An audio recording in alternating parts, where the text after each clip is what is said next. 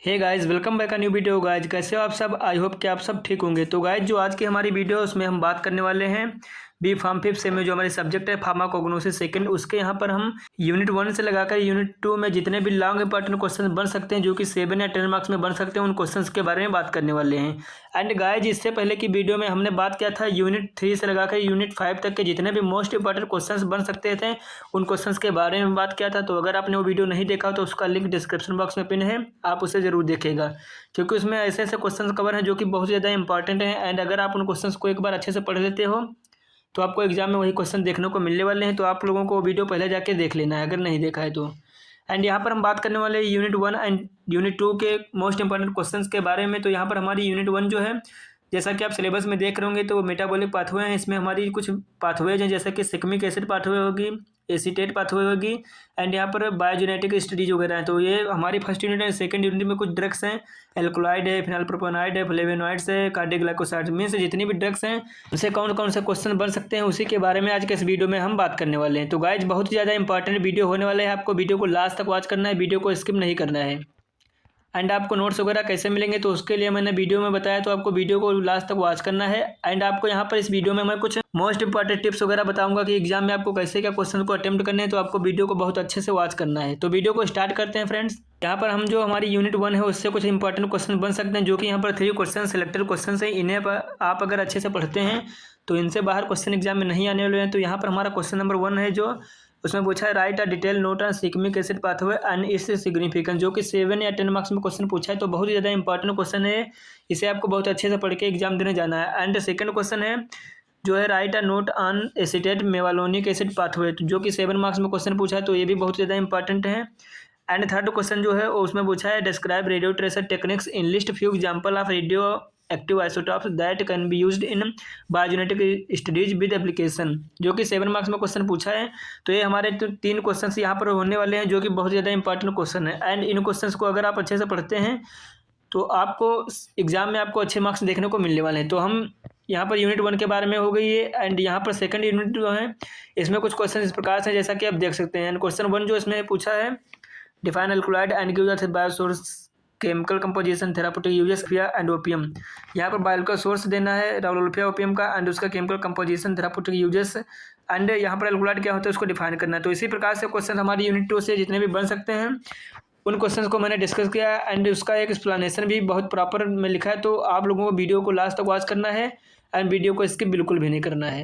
यहाँ पर हम बात करते हैं यूनिट नंबर 1 में जो हमारा क्वेश्चन नंबर 1 पूछा है उसमें पूछा है write a detail note on shikimic acid pathway and its significance. तो यहाँ पर सिक्मिक एसिड पाथवे क्या होती है उसके बारे में सबसे पहले आपको लिखना है। तो सिक्मिक एसिड पाथवे जो होती है एक मेटाबॉलिक पाथवे होती है जिसका कि यूज किया जाता है बायोसिंथेसिस करने के लिए। एरोमेटिक अमीनो एसिड की बायोसिंथेसिस में इसका यूज किया जाता है जो कि फर्दर रिस्पॉन्सिबल होता है synthesis of secondary metabolite. And यहाँ पर एरोमेटिक अमीनो एसिड जो होते हैं जैसे कि फिनाइलएलानिन हो गया, टायरोसिन हो गया, ट्रिप्टोफैन हो गया, इन सभी के सिंथेसिस में इसका यूज किया जाता है। एंड ये जो हमारे एरोमेटिक अमीनो एसिड होते हैं वो फर्दर रिस्पॉन्सिबल होते हैं सेकेंडरी मेटाबोलाइट के सिंथेसिस में, जैसे कि एल्कोलाइड हो गए, फ्लेवेनाइड हो गए, टैनिन होंगे, इन सभी के सिंथेसिस में रिस्पॉन्सिबल होते हैं जो एरोमेटिक अमीनो एसिड होते हैं। एंड नेक्स्ट यहाँ पर जो हमारी सिक्मिक एसिड पाथवे होती है बैक्टीरिया में होती है, फंगी में होती है, लेकिन ह्यूमंस एंड एनिमल्स से पाथवे नहीं होती, मीन्स बैक्टीरिया फंगी से पाथवे होती है। एंड सिक्मिक एसिड जो होता है एक इंटरमीडिएट होता है जो कि कार्बोहाइड्रेट जो होता है उससे कम होता है। एंड ये फर्दर रिस्पॉन्सिबल होता है फिनाइल प्रोपानॉइड डेरिवेटिव जो होते हैं उनकी सिंथेसिस के लिए रिस्पॉन्सिबल होता है, जिसमें कि कार्बन 6 एंड कार्बन 3 यूनिट जो होती हैं इनके बायोसिंथेसिस के लिए रिस्पॉन्सिबल होता है। एंड नेक्स्ट सिक्मिक एसिड जो नेम था वो आया था सिक्किमी से जिसका मतलब होता है जापानीज फ्लावर। एंड सिक्मिक एसिड जो बायोसिंथेसिस होते हैं या इसमें जो प्रिकर्जर होते हैं वो यहाँ पर 2 प्रिकर्जर होते हैं। जैसे फर्स्ट हो गया फिर फास्फोइनॉल पायरुवेट जिसे कि पीईपी के नाम से जानते हैं जो कि ग्लाइकोलाइसिस साइकिल से आता है। एंड सेकंड है इरेथ्रोफोस्फेट जो कि एचएमपी शंट पाथवे से आता है। तो यहाँ पर ये सिक्मिक एसिड का इंट्रोडक्शन हो जाएगा। एंड यहाँ पर सिक्मिक एसिड पाथवे क्या होती है इसके बारे में आपको लिखना है। तो सबसे पहले यहाँ पर जो फास्फोइनॉल पायरुवेट था एंड इरेथ्रोफोस्फेट था आपस में जब कंबाइन होंगे तो यहाँ पर 2 कीटो 3 डिऑक्सी फास्फो डी ग्लूकाहेप्टानोइक एसिड जो होंगे इनका फॉर्मेशन करेंगे। फिर उसके बाद 3 डिहाइड्रोक्यूनिक, फिर उसके बाद 3 हाइड्रोसिक्मिक एसिड बनेगा, फिर सिक्मिक एसिड बनेगा एंड सिक्मिक 3 फास्फोरिस्मिक एसिड बनेगा। उसके बाद यहाँ पर प्रीफेनिक एसिड बनेगा, एंथ्रानिलिक एसिड बनेगा एंड एंथ्रानिलिक एसिड जो होगा वो फर्दर सेरीन एंड सेरीन के बाद ट्रिप्टोफैन का फॉर्मेशन कर देगा, जो कि यहाँ पर एरोमेटिक अमीनो एसिड होगा। एंड प्रीफेनिक एसिड जो था वो 2 पार्ट्स में डिवाइडेड होगा। फर्स्ट होगा phenyl pyruvic acid and second होगा para hydroxy phenyl pyruvic acid. And phenyl pyruvic acid जो था वो फर्दर बना लेगा फिनाइल एलानिन को, and para hydroxy phenyl pyruvic acid जो होता है वो फर्दर फॉर्मेशन करेगा टायरोसिन का। तो यहाँ पर अमीनो एसिड जो होंगे उनकी सिंथेसिस हो जाएगी। इस प्रकार से आपको यहाँ पर इसका सिग्निफिकेंस लिख देने हैं कि जो बायोसिंथेसिस होते हैं फिनाइल प्रोपेनाइड डेरिवेटिव की उनके लिए रिस्पॉन्सिबल होता है, उसका प्रिकर्सर होता है जो सिग्मिक एसिड होता है, जैसे कि फ्लेवोनॉइड्स होंगे, टेनिन होंगे, लिग्निन्स हो गए, ये सेकेंडरी मेटाबोलाइट हैं, इनके बायोसिंथेसिस में एज अ प्रिकर्सर एक्ट करता है। नेक्स्ट यहाँ पर इंडोल जो डेरिवेटिव कंपाउंड्स होते हैं उनमें भी प्रिकर्सर की तरह एक्ट करता है, जैसे कि रिजरपाइन हो गया। रिजरपाइन जो होता है वो रालोल्फिया से ऑब्टेन होता है, जिसका फर्दर यूज किया जाता है हाइपरटेंशन को ट्रीट करने के लिए। सिग्मिक एसिड जो है एज ए स्टार्टिंग पॉइंट होता है, किसी भी बायोसिंथेटिक पाथवे जो होती है उसमें स्टार्टिंग पॉइंट की तरह सिग्मिक एसिड पाथवे जो है इसका यूज किया जाता है। एंड ये हेल्प करती है प्रोडक्शन ऑफ एरोमेटिक अमीनो से, जैसे कि टायरोसिन होगा, फिनाइलएलानिन होगा, ट्रिप्टोफैन होगा। तो इस प्रकार से यहाँ पर आपको ये हमारा क्वेश्चन नंबर 1 कंप्लीट हो जाता है। इतना ही कंटेंट आपको लिखना है एंड 10 मार्क्स ईजिली आपको मिल जाते हैं। एंड नेक्स्ट क्वेश्चन नंबर 2 जो है उसमें पूछा है write a note on acetate या फिर मेवालोनिक एसिड पाथवे, जो कि बहुत ही ज़्यादा इंपॉर्टेंट है। इसके चांसेस 100% आने के हैं। ये क्वेश्चन 7 मार्क्स में आ सकता है या फिर 10 मार्क्स में आ सकता है, लेकिन 7 मार्क्स के अकॉर्डिंग आपको पढ़ना है, क्योंकि अगर आएगा तो सेम कंटेंट लिखना होगा, लेकिन बहुत ही ज़्यादा इंपॉर्टेंट क्वेश्चन है तो इसको आपको बहुत अच्छे से पढ़ना है। तो यहाँ पर हम सबसे पहले बात करते हैं कि मेवालोनिक एसिडेट जो पाथवे होती है इसको फर्दर हम किस नेम से जानते हैं। तो इसे सिंपली 5 इसके अदर नेम है, जैसे कि मेवालोनिक एसिड पाथवे होगा, एसीटेट मेवालोनेट पाथवे होगा, टर्पिनॉइड पाथवे होगा, आइसोप्रिनॉइड पाथवे होगा, HMG कोहेरेडिक्टेज पाथवे होगा। यानी फर्दर इसे 5 नेम से जानते हैं, यानी किसी भी नेम से पाथवे आ सकती है, तो इसको आप अच्छे से पढ़ लेना। यहाँ पर पाथवे होती है एसीटेट मेवालोनिक पाथवे, वो प्लांट्स वगैरह में पाथवे होती है जिसमें कि सेकेंडरी मेटाबोलाइट जो होते हैं उनकी सिंथेसिस के लिए रिस्पॉन्सिबल है, जैसे स्टेरॉइड होंगे, टर्पिनॉइड होंगे, इन सभी की बायोसिंथेसिस के लिए रिस्पॉन्सिबल होती है हमारी पाथवे जो होती है। एंड इस पाथवे को डिस्कवर किया गया था 1950 में। एसिटिल कोएंजाइम की डिस्कवरी जब हुई थी 1950 में, उसके बाद इसका डिस्कवर किया गया था कि एसीटेट पाथवे भी कुछ होती है। एंड जो एसीटेट पाथवे होती है वो स्टार्ट होती है यहाँ पर एसिटिल कोए से, जो कि ऑब्टेन होता है पायरुवेट से, मतलब पायरुवेट जो होता है इंड प्रोडक्ट होता है ग्लाइकोलाइसिस का, एंड वहाँ से जो ऑब्टेन होता है एसिटिल कोए उसी से पाथवे स्टार्ट होती है। एंड इस पाथवे का जो इंड प्रोडक्ट होता है वो IPP मतलब isopentenyl pyrophosphate and DMAPP means di methyl allyl pyrophosphate, ये इंड प्रोडक्ट होते हैं इस पाथवे के। एंड जो कि फर्दर इन्वॉल्व होती है in the biosynthesis of terpenoids, जो कि आइसोप्रिनॉइड यूनिट के नाम से जानते हैं, स्टेरॉइड्स एंड वोलेटाइल ऑयल, इन सभी के सिंथेसिस में रिस्पॉन्सिबल होती है। एंड यहाँ पर आपको इस प्रकार से इसकी पाथवे लिखनी है, जैसा कि आप देख रहे होंगे। तो इसकी पाथवे जो होगी स्टार्ट होगी यहाँ पर 2 मॉलिक्यूल्स एसिटिल कोएंजाइम के लेंगे, एंड इसको जब हम आपस में कंडेंसेशन कराएंगे, मतलब कोलाइजन कंडेंसेशन, तो यहाँ पर H2 एसिटिल कोएंजाइम बनेगा। फिर उसके बाद एक मॉलिक्यूल जो एसिटिल कोएंजाइम का होगा उसको ऐड करेंगे, एंड एल्डोल रिएक्शन जब देगा, फिर इसके बाद यहाँ पर HMG कोए बनेगा। एंड HMG कोए जो होगा वो इस प्रकार से रिडक्शन जब उसका होगा HMG कोए रिडक्टेज एंजाइम की प्रेजेंस में, तो यहाँ पर मेवालोनिक एसिड बनेगा। एंड मेवालोनिक एसिड जो होगा उसका जब फास्फोराइलेशन होगा तो यहाँ पर ETP यूज होंगी। फिर उसके बाद IPP मीन्स आइसोपेंटिल पायरोफॉस्फेट होगा, उसका फॉर्मेशन होगा। एंड यहाँ पर आइसोमेरेज जब होगा इसका IPP का, तो यहाँ पर DMAPP means di methyl allyl pyrophosphate होगा, उसका फॉर्मेशन हो जाएगा। एंड यहाँ पर जब 1 IPP इसमें हम ऐड करेंगे तो यहाँ पर GPP मीन्स जीरानिल पायरोफॉस्फेट का फॉर्मेशन होगा, जो जिसमें कि 10 यूनिट होती हैं। कार्बन की 10 यूनिट इसमें होती हैं GPP में। एंड यहाँ पर जो DMAPP होता है इसमें कार्बन की 5 यूनिट ही होती हैं। फिर इसके बाद जब एक IPP का हम फिर से इसमें एडिशन करेंगे तो यहाँ पर FPP मीन्स फर्नेसिल पायरोफॉस्फेट होगा, उसका फॉर्मेशन हो गया। तो इस प्रकार से एसीटेट मेवालोनेट पाथवे कंप्लीट होती है, इसको आपको पढ़ लेना इसी प्रकार से। एंड बहुत ही इजी पाथवे है, अगर आप 1-2 बार इसको लिख के पढ़ते हैं तो आपको आसानी से लर्न हो जाएगी। एंड इसमें कुछ स्टेप्स इन्वॉल्व होते हैं, जैसा कि firstly 2 molecules of acetyl coenzyme forms acetyl कोए थ्रू कोलाइजन कंडेंसेशन, मतलब यहाँ पर 2 मॉलिक्यूल्स जैसे पहले मैंने लिया था यहाँ पर, एंड 2 मॉलिक्यूल जब लेंगे तो इनका जब कोलाइजन कंडेंसेशन करेंगे तो एसिटिल कोएंजाइम जो होगा उसका फॉर्मेशन होगा। फिर उसके बाद 1 मॉलिक्यूल एसिटिल कोएंजाइम का जब इसमें ऐड करेंगे तो यहाँ पर HMG कोए फॉर्मेशन होगा। फिर उसके बाद जब इसका रिडक्शन होगा तो यहाँ पर मेवालोनिक एसिड बनेगा। यानी इसमें जितनी स्टेप्स इन्वॉल्व होते हैं उन्हीं के बारे में लिखा है, आप लोग इसे पढ़ लेना एक बार। तो यहाँ पर हमारा ये क्वेश्चन नंबर 2 जो है कंप्लीट हो जाता है। इतना ही कंटेंट आपको इस क्वेश्चन नंबर 2 में लिखना है। एंड अब हम बात करते हैं क्वेश्चन नंबर 3 के बारे में, जिसमें कि पूछा है describe radio tracer techniques in list few example of radio active isotope that can be used in the biogenetic studies with application. तो इसके बारे में आपको लिखना है कि रेडियो ट्रेसर टेक्निक्स क्या होती हैं, रेडियो ट्रेसर मतलब ट्रेसर होता है मतलब किसी भी ट्रैक करना सिंपली, जैसे पार्सल वगैरह आप जब कोई भी मंगाते हैं तो आपके फ़ोन में जब मैसेज आता है तो जैसे कि यहाँ पर है, जब मैसेज आता है तो आप उसको ट्रेस करते हैं कि आपको पता चल जाता है कि यहाँ पर ये प्रेजेंट है। तो इसी प्रकार से इस टेक्निक्स का हम यूज़ करते हैं कि कोई भी हमारा प्लांट है उसमें कोई केमिकल कॉन्स्टिट्यूएंट प्रेजेंट है या नहीं है, उसी को सिंपली आइडेंटिफाई करने के लिए हम इस टेक्निक का यूज करते हैं। मेटाबॉलिक पाथवे जो होती हैं जो कि सेकेंडरी मेटाबोलाइट के सिंथेसिस में यूज होती हैं, उन्हीं सब के लिए इसका हम यूज करते हैं, मतलब इन्वेस्टिगेशन टेक्निक की तरह इसको हम यूज करते हैं। तो इस प्रकार से रेडियो ट्रेसर टेक्निक हो जाती है। एंड यहाँ पर डिफरेंट स्टडीज होती हैं, जैसे कि प्रोटीन एल्कोलाइड की जब हम स्टडी करेंगे उसके लिए नाइट्रोजन को हम यूज करेंगे as a radio tracer, and glycolysis के लिए हम ऑक्सीजन नाइट्रोजन सल्फर का यूज करेंगे। तो जैसा कि आप देख सकते हैं इस प्रकार से आप लोगों को इसमें पढ़ लेना है। एंड यहाँ पर कुछ स्टेप्स होते हैं जो कि ट्रेसर टेक्निक्स में इन्वॉल्व होते हैं, जैसे कि selection of radio isotopes, preparation of radio labelled compound, यानी इन सब टेक्निक्स को आपको अच्छे से पढ़ लेना है।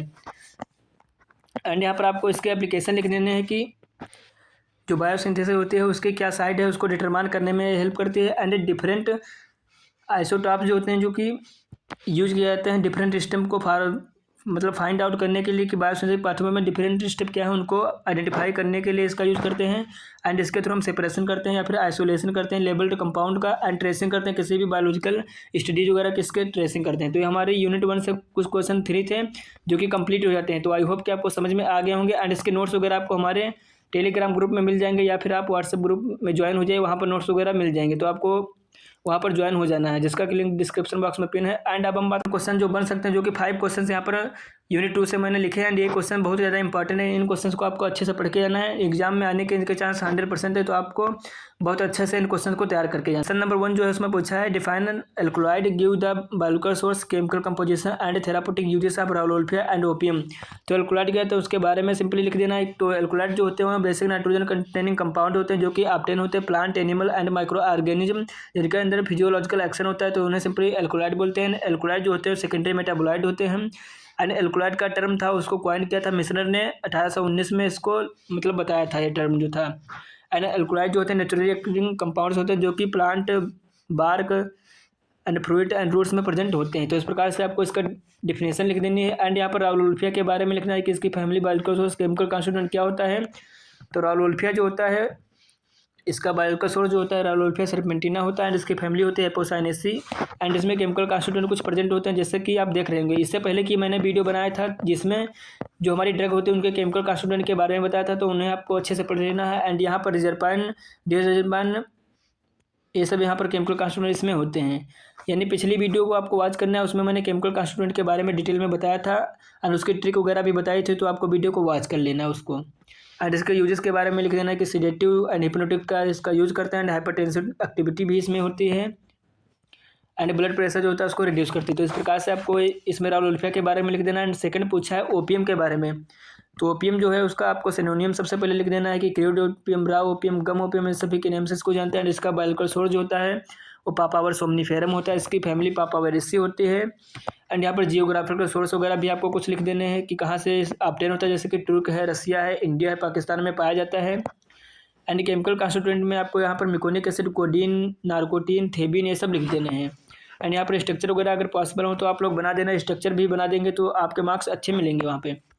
एंड केमिकल टेस्ट में आपको यहाँ पर इसका आइडेंटिफिकेशन के लिए केमिकल टेस्ट लिखने होते हैं, तो इसको आपको लिख देना है। एंड यहाँ पर यूजेस में आपको जो कोडीन होता है या कफ सप्रेसेंट उसमें एक्शन होता है, एंटी टिश्यू ड्रग की तरह एक्ट करता है। एंड ओपीएम जो होता है उसके अंदर नार्कोटिक एंड एनालिसिक एक्टिविटी होती है। तो इस प्रकार से आपको इस क्वेश्चन में लिख देना है। एंड क्वेश्चन नंबर 2 के बारे में बात करते हैं जिसमें पूछा है discuss biological source, chemical class, chemical constituent, test and uses of asafoetida and distil, जो कि 10 मार्क्स में क्वेश्चन पूछता है।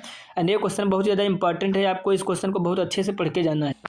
यहाँ पर आप लोगों को केवल इसमें जो बायोलॉजिकल सोर्स है, फैमिली एंड केमिकल क्लास वगैरह जो होते हैं उन्हीं सब के बारे में लिखना होता है। तो सबसे पहले एसाफोरिटा आपको हेडिंग डालनी है। एसाफोरिटा डालने के बाद आपको इसके बायोलॉजिकल सोर्स क्या क्या होते हैं उसके बारे में लिख देना है कि फेरुला एसाफोरिटा इसका बायोलॉजिकल सोर्स होता है, इसकी फैमिली एपिएसी होती है। केमिकल क्लास जो होती है इसकी वो इस प्रकार से होती है जैसे कि मैग्नोलिप्सिडा इसकी केमिकल क्लास होती है जो कि एम्बेलिफेराई फैमिली से बिलोंग करती है।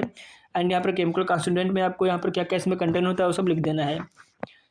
एंड नेक्स्ट यहाँ पर आइडेंटिफिकेशन टेस्ट आपको इस प्रकार से लिख देना है। थेराप्यूटिक यूजेस में आपको इसका यूज लिख देना है कि as a carminative expectorant and antispasmodic and laxative की तरह इसका यूज करते हैं एंड फ्लेवरिंग एजेंट की तरह भी इसका यूज करते हैं। एंड ये जो अस्थमा वगैरह जो हो जाती है या फिर कॉलरा हो जाता है उसको ट्रीट करने की कैपेसिटी इसके अंदर होती है। तो इस प्रकार से आपको यहाँ पर इसमें लिख देना है। एंड नेक्स्ट ड्रग है डिजिटेलिस। और डिजिटेलिस का बायोलॉजिकल सोर्स जो होता है डिजिटेलिस लनाटा होता है एंड डिजिटेलिस पुरपुरिया होता है एंड इसकी फैमिली स्क्लेरोफुलेरेसी होती है। एंड केमिकल क्लास जो है आपको इस प्रकार से लिख देने हैं। केमिकल कॉन्स्टिट्यूएंट वगैरह भी आपको लिख देने हैं।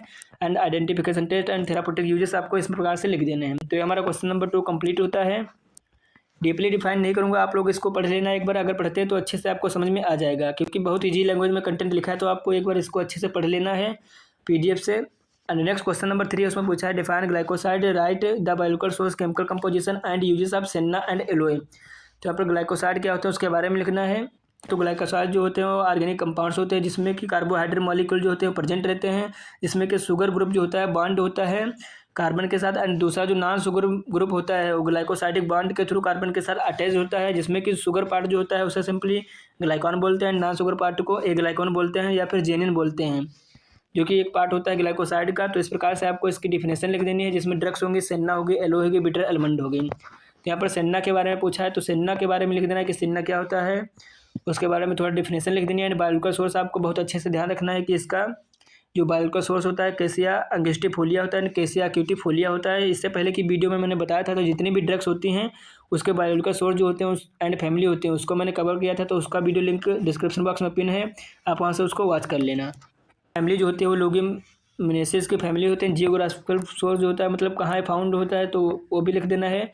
एंड केमिकल कॉन्स्टिट्यूएंट अगर आपको इस प्रकार से पढ़ के इसके लिख देना है, स्ट्रक्चर भी बना देना है। अगर एंड केमिकल टेस्ट में बॉर्न ट्रिगर टेस्ट के बारे में लिख देना है इस प्रकार से, जैसा कि आप देख रहे होंगे। एंड यूजेस वगैरह के बारे में लिख, इसका यूज एज लग्जेटिव किया जाता है एंड स्टिमुलेंट होता है, कैथराटिक मतलब स्टूल वगैरह होता है उसको रिमूव करने में हेल्प करता है। तो इस प्रकार से आपको इसके यूजेस वगैरह के बारे में लिख देना है। एंड मैन्युफैक्चरिंग जो होती है सेनोसाइड्स की उसमें भी इसका यूज करते हैं।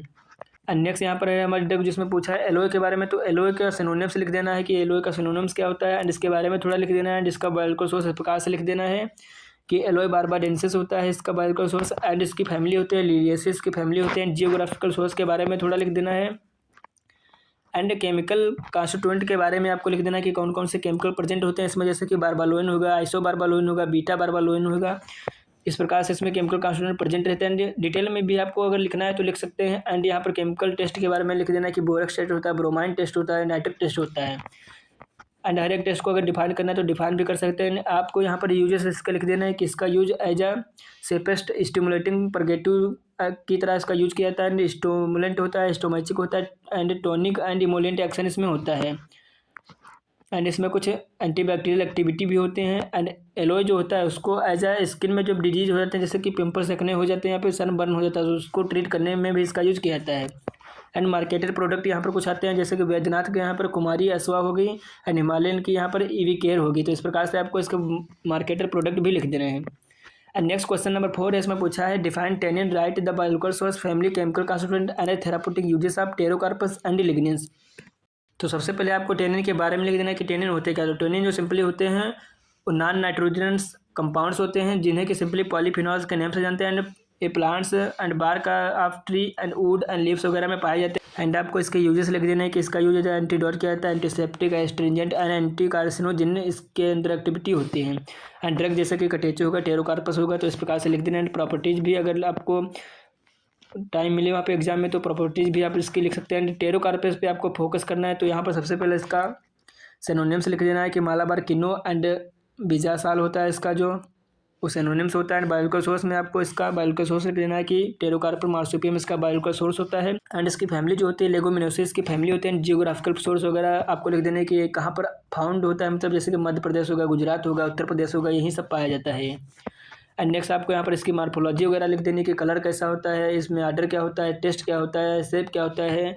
इस प्रकार से आपको इसकी मार्फोलॉजी लिख देनी। मेन आपको केमिकल कॉन्स्टिट्यूएंट पे ध्यान देना है। तो यहाँ पर किन्नो जो होता है वो कंटेन करता है 70 से 80% किन्नोटेनिक एसिड, जिसमें कि पायरोकटेचिन होता है जो कि कैटोकॉलमाइटिस में प्रेजेंट होते हैं। रेजिन होते हैं, गैलिक एसिड प्रेजेंट होता है। एंड किन्नोटेनिक एसिड होता है जो कि ग्लाइकोसिल टेनिन इसमें कंटेन रहते हैं। तो इस प्रकार से आपको इसके केमिकल कॉन्स्टिट्यूएंट लिख देना है। केमिकल टेस्ट भी लिख देना है किस प्रकार से इसमें केमिकल टेस्ट होता है। एंड यूजेस के बारे में आपको लिख देना है कि इसका यूज एज अ पावरफुल और स्ट्रिंजेंट किया जाता है, जो कि टूथ या फिर डायबिटीज़ वगैरह जो हो जाती हैं उसके ट्रीटमेंट में इसका यूज़ किया जाता है। एंड इसका यूज़ किया जाता है डायरिया को ट्रीट करने के लिए, या फिर डायसेंट्री, पैसिव हेमोरेज जो हो जाते हैं उसमें भी इसका यूज़ किया जाता है। एंड प्रिंटिंग वगैरह जो होती है उसमें भी इसका यूज़ किया जाता है। तो इस प्रकार से आपको इसकी यूजेस एंड मार्केटेड प्रोडक्ट के बारे में लिख देना है। नेक्स्ट यहाँ पर पूछा है ड्रग जो है लिग्निन। तो लिग्निन जो होता है उसे इंट्रोड्यूस किया था हावर्थ ने 1948 में। एंड इसका सिनोनिम्स जो होता है वो कॉमन फ्लेक्स एंड अलसी या फिर ब्राउन फ्लेक्स सीड के नाम से इसको जानते हैं। एंड इसका बायोलॉजिकल सोर्स जो होता है वो क्या होता है, जैसे कि ऑब्टेन होता है from wide variety of plant based food, मतलब प्लांट बेस्ड जो फूड होता है उससे ऑब्टेन होता है, जैसे कि सीड वगैरह हो गए, ग्रेन्स हो गए, फ्रूट्स हो गए एंड वेजिटेबल्स हो गए, तो उन सभी से ऑब्टेन होता है। एंड इसकी फैमिली आपको बर्बेरी डेसी लिख देनी है। इसका स्ट्रक्चर इस प्रकार से बना देना है। एंड यहाँ पर केमिकल कॉन्स्टिट्यूएंट में आपको इस प्रकार से लिख देना है कि कौन कौन से केमिकल इसमें प्रेजेंट होते हैं। And geographical source chemical test भी लिख देना है। एंड यूजेस में आपको लिख देना है कि इसके अंदर कौन कौन सी एक्टिविटी होती है, जैसे कि एंटी वायरल हो गई, एंटी बैक्टीरियल हो गई, एंटी फंगल हो गई, एंटी हेमोरेजिक हो गई, एंटी ट्यूमर प्रॉपर्टीज में होती हैं। तो इस प्रकार से आपको इस प्रकार से इसमें लिग्नेंस के बारे में लिख देना है। क्वेश्चन नंबर 5 है जो कि लास्ट क्वेश्चन है, जो कि बहुत ज़्यादा इंपॉर्टेंट क्वेश्चन है। यहाँ पर लिकोराइस, कोरिएंडर या क्लोव के बारे में डिटेल में लिखना है। तो लिकोराइस के बारे में लिख देना है कि लिकोराइस जो है उसका बायोलॉजिकल सोर्स सिंपली क्या होता है, जो ग्लेसिरिया ग्लोब्रालिन जो होता है उसका बायोलॉजिकल सोर्स होता है। और इसका सिनोनिम्स मुलेठी या जो होती है या स्वीट वुड होती है या लिकोराइस रूट होती है। तो इस प्रकार से इसका सिनोनिम्स हो जाएगा। एंड इसकी फैमिली लेगुमिनेसी होती है। एंड जियोग्राफिकल सोर्स आपको लिख देना है कि कहाँ कहाँ से ऑब्टेन होता है। एंड केमिकल कॉन्स्टिट्यूएंट में आपको इस प्रकार से इसमें लिख देना है कि ग्लाइसर्जेनिक एसिड होता है जो कि 6 to 8% में होता है, जो कि स्वीटर होता है। एंड इसमें सुक्रोज प्रेजेंट होती है, क्रिस्टलाइन पाउडर भी होता है। एंड यहाँ पर ग्लाइसर्जिक एसिड प्रेजेंट होता है। And sugar, starch, gum, protein ये सब इसमें प्रेजेंट होते हैं। तो इस प्रकार से आपको इसके केमिकल कॉन्स्टिट्यूएंट लिख देना है। टेस्ट भी आपको यहाँ पर इस प्रकार से लिख देना है। केमिकल कॉन्स्टिट्यूएंट में आपको ग्लाइसर्जिक एसिड जो होता है उसका स्ट्रक्चर भी बना देना है अगर याद हो जाए तो। एंड यहाँ पर इसके यूजेस के बारे में लिख देना है कि स्वीटनिंग एजेंट की तरह इसका यूज़ करते हैं, फ्लेवरिंग एजेंट की तरह यूज़ करते हैं। ब्रोंकियल प्रॉब्लम जो हो जाती है, मतलब हमारे लंग्स होती है जब हम ब्रीदिंग वगैरह करते हैं तो उसमें जब कोई प्रॉब्लम आ जाती है तो उसमें भी इसका यूज़ किया जाता है। एंड ब्रोंकाइटिस वगैरह जो होती है उसको भी ट्रीट करने के लिए इसका यूज़ करते हैं। नेक्स्ट हमारी ड्रग है कोरिएंडर। तो कोरिएंडर के बारे में बहुत अच्छे से आपको पता होगा, जिससे कि हिंदी में धनिया कहते हैं, धनिया इसका हिंदी नेम है, जिसे इंग्लिश में सिंपली कोरिएंडर बोलते हैं। तो आपको कोरिएंडर के बारे में लिख देना है कि कोरिएंडर का सिनोनिम्स वगैरह क्या होता है, जैसा कि पता होगा तो इसे फ्रक्टस बोलते हैं, कोरिएंडरी बोलते हैं, एंड कोरिएंडर फ्रूट बोलते हैं, हिंदी में धनिया बोलते हैं, ये भी लिख सकते हैं आप। एंड बायोलॉजिकल सोर्स आपको यहाँ पर लिख देना है कि कोरिएंडर में सेटाइमम होता है। एंड फैमिलीज के एम्बेलीफेराई होते हैं। एंड जियोग्राफिकल सोर्स में आपको Europe, Russia, Hungary, India, Maharashtra, UP, Rajasthan ये सब लिख देना है। एंड कैरेक्टरिस्टिक में आपको मतलब मार्फोलॉजी जो होती है उसमें आपको कैसा होता है, तो इसका कलर जो होता है येलोइश ब्राउन होता है। आर्डर इसका एरोमेटिक होता है, टेस्ट स्पीसी या फिर एरोमेटिक होता है। स्पेरिकल होता है, शेप में मीन्स गोला होता है। एंड इस प्रकार से आपको इसमें केमिकल कॉन्स्टिट्यूएंट लिख देने हैं कि यहाँ पर लिनालूल होता है, पिसाइमिन होता है, एंड कैम्फर होता है, जीरानियोल होता है, लिमोनिन होता है। इस प्रकार से आपको इसमें केमिकल कॉन्स्टिट्यूएंट लिख देने हैं। एंड यूजेस आपको लिख देने हैं कि कार्बोनेटिव की तरह यूज करते हैं, स्टिमुलेंट की तरह यूज करते हैं। अल्टरनेटिव इसका होता है जैसे कि एंटीस्पास्मोडिक होगा, डाइफोरेटिक एक्टिविटी होती है, फ्लेवरिंग एजेंट की तरह इसको यूज करते हैं। तो इस प्रकार से आपको इसमें यूजेस वगैरह लिख देने हैं। क्लो के बारे में नेक्स्ट लेना है। क्लो जैसे कि हिंदी में हम लौंग कहते हैं, तो इसको तो आप बहुत अच्छे से जानते होंगे। एंड क्लो जो होता है इसका यूज जो मतलब बड होता है उसको हम यूज करते हैं। इस प्रकार से क्लो का डायग्राम होता है जैसा कि आप लोगों ने देखा होगा। सिनोनिम्स इसका क्लो बड एंड क्लो फ्लावर्स। एंड इसका बायोलॉजिकल सोर्स है यूजीनिया कारियोफाइलस। एंड फैमिलीज की मेटेसी हो जाती है। एंड जियोग्राफिकल सोर्स में आपको इस प्रकार से लिख देना है। एंड कैरेक्टरिस्टिक में मतलब यहाँ पर मार्फोलॉजी कैसा क्या होता है कि इस कलर क्या होता है, रेडिश ब्राउन होता है, साइज वगैरह आपको इस प्रकार से लिख देना है, जो कि बहुत ज़्यादा इंपॉर्टेंट है। केमिकल कॉन्स्टिट्यूएंट में आपको यहाँ पर इसके अंदर जितने भी केमिकल होते हैं उनके बारे में लिख देना है कि 14 से 21% वोलेटाइल ऑयल होते हैं। एंड यूजिनॉल प्रेजेंट होता है, एस्टिल यूजिनॉल होता है, गैलोटेनिक एसिड होता है, अल्फा बीटा कारोफाइलिन्स होता है, मेथाइल फर्फ्यूरल होता है, रेजिन होते हैं, गम होते हैं, कारोफाइलिन होता है।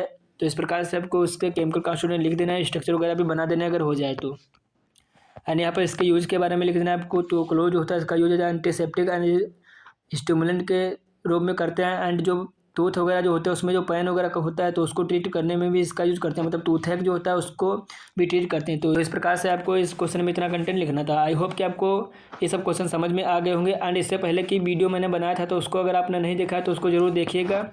तो ये हमारे क्वेश्चन कुछ कंप्लीट होते हैं जो कि बहुत ज़्यादा इंपॉर्टेंट क्वेश्चन होते हैं। तो इन क्वेश्चन को आपको बहुत अच्छे से पढ़ लेना है। एंड इसकी PDF आपको हमारे टेलीग्राम ग्रुप में मिल जाएगी जिसका कि नाम है सॉल्व फार्मेसी, उससे आपको ज्वाइन करना, वहाँ पर इसकी PDF मिल जाएगी। तो गाइस अगर वीडियो अच्छा लगा तो वीडियो को लाइक कीजिए, चैनल को सब्सक्राइब कीजिए। Thank you friends, bye bye, have a nice day.